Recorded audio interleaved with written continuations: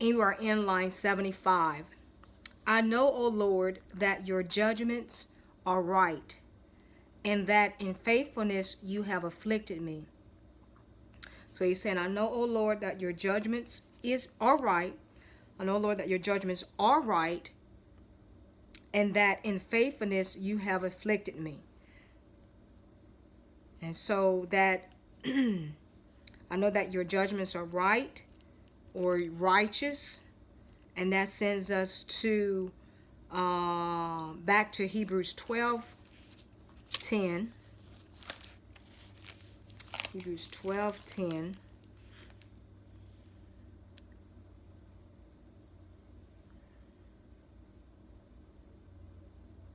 That says, for they indeed for a few days chasten us as seemed best to them, but he for our profit, that we may be partakers of his holiness.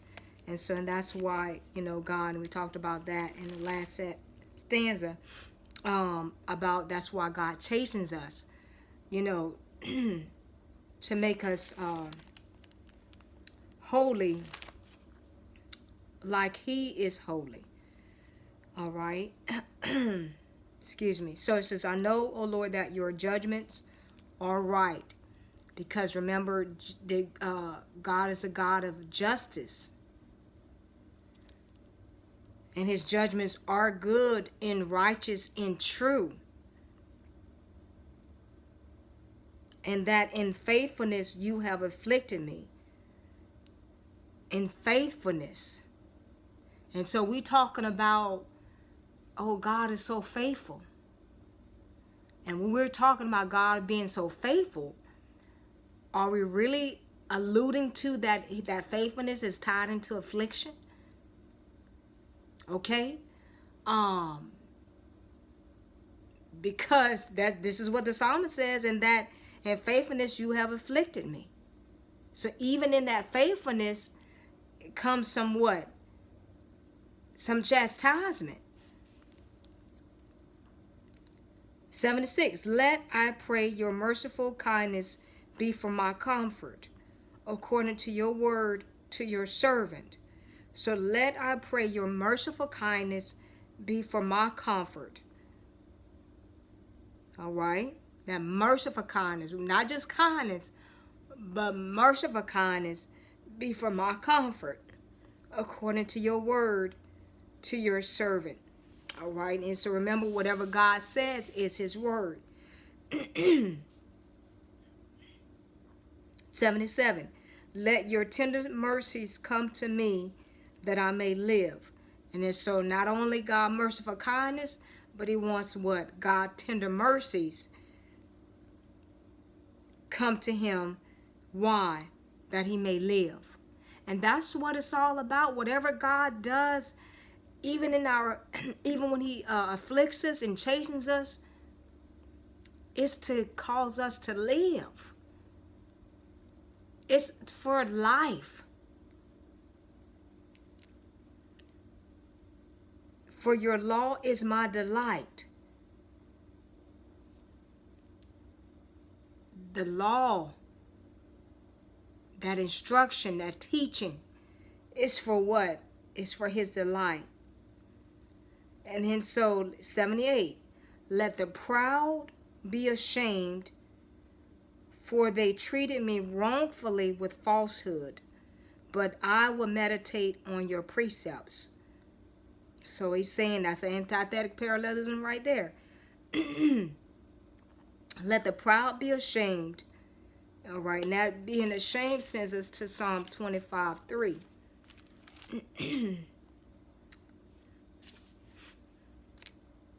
That says, indeed, let no one who waits on you be ashamed. Let those be ashamed who deal treacherously without cause. So, let no one who waits on you or waits on you in faith be ashamed.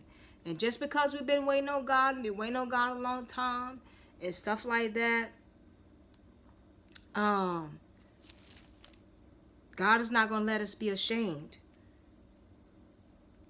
And so going back to Psalm 119, it says, but let the proud be ashamed. That's what he's saying. For they treated me wrongfully with falsehood. But I will meditate on your precepts. So he's saying they treated him wrongfully with falsehood. He said, but he's going to meditate. What is meditate? To contemplate quietly about spiritual truths over and over and over. So he's going to meditate on God's precepts, the responsibilities that he has toward God, that God gave us to do. And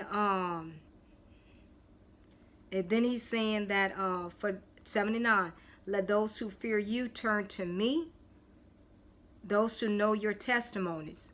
So remember, he was saying that up there is that in 74, line 74, he said, those who fear you will be glad when they see me. And so now I'm going over because I'm just going to finish it because we're going to have a couple more lines. All right. So in 74, he says, those who fear you will be glad when they see me. All right. And then so, and then 79, he said, let those who fear you turn to me. So those who fear you will be glad when they see me. And then in 79, he said, let those who fear you turn to me. Those who know your testimonies. All right. And so we talked about the testimonies of God. Remember, he said God is his own testimony. All right. His own testimony to himself. Excuse me. So those who know your testimonies. And then it says 80, let my heart be blameless regarding your statutes. So what is that? Blameless is freedom from fault or innocent. So let my heart be blameless regarding your statutes. Okay, or regarding his custom, God's customs, that I may not be ashamed. And so remember, we talked about all of these things about the word of the Lord. Why is it? Why do we have God's judgments? Why do we have his testimonies? Why have his laws, his precepts? His word is so that we don't be ashamed. That's why. And from these two stanzas, even from what we have been reading, excuse me, since the beginning, is so that we don't be ashamed. And that's what it's all about. And if we're following after God, we won't be ashamed. We won't be ashamed. It's like when you watching the news and you see people committing a crime and stuff like that. What they try to do, hide their face, put things over their face. Why? Because they're ashamed. You shouldn't be ashamed. You living for God, you in God's word. There's no shame tied to that. There's no shame tied to God's word.